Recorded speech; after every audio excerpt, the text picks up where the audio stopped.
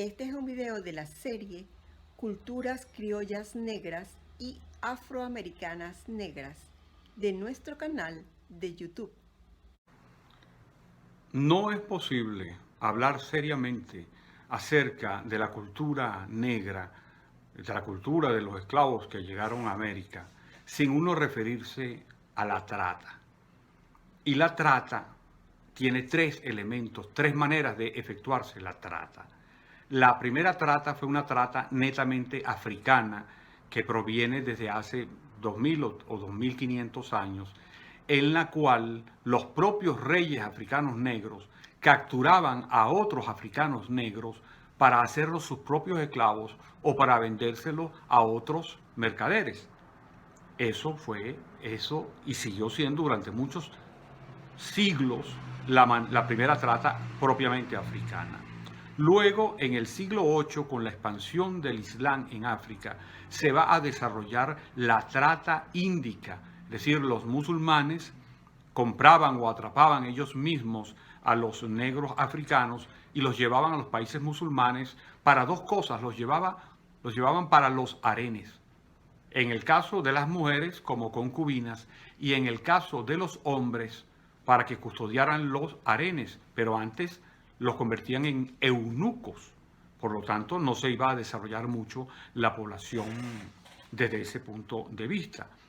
La otra trata, que ya comenzará 7 siglos después, en el siglo XV, fundamentalmente en el siglo XVI, será de los países europeos que fundamentalmente van a ser Inglaterra, Portugal y Francia, los principales países, aunque también Suecia, por ejemplo, participó en la trata, y en el siglo XIX participarán en la trata Brasil y Estados Unidos, pero por cierto, España nunca participó en la trata directamente. Ella compraba los esclavos, pero no los traía de África ella misma, ni los capturaba en África.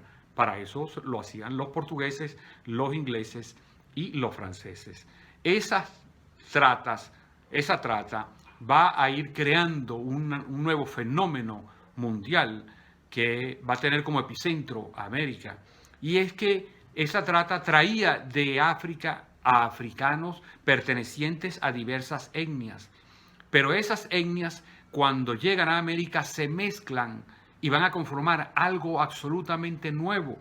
Y eso nuevo es el negro.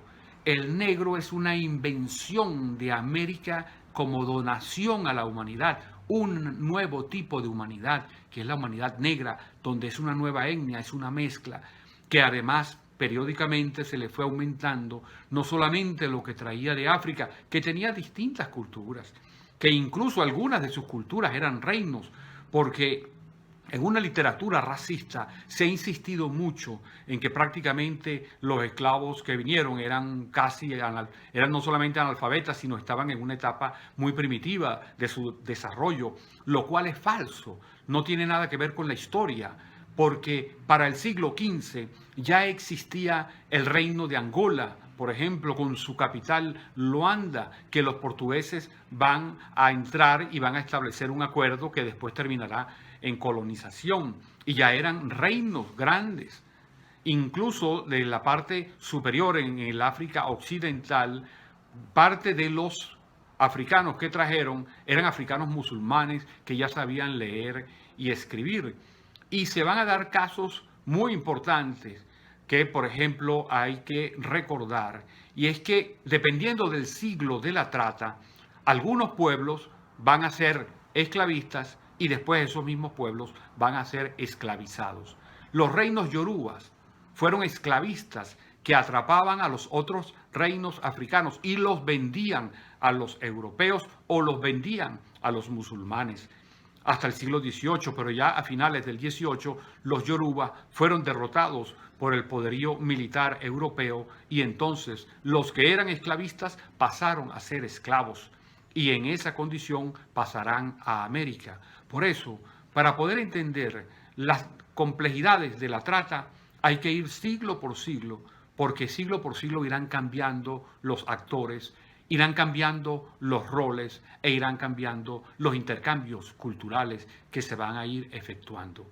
Por eso, sin un conocimiento profundo de la trata, no podremos entonces comprender las diferencias entre las diversas culturas negras actuales en América.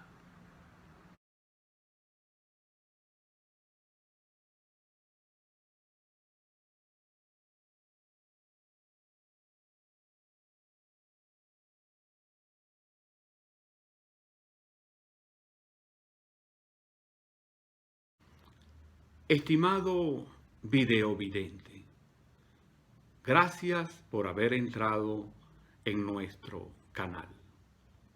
Nos veremos en el próximo video.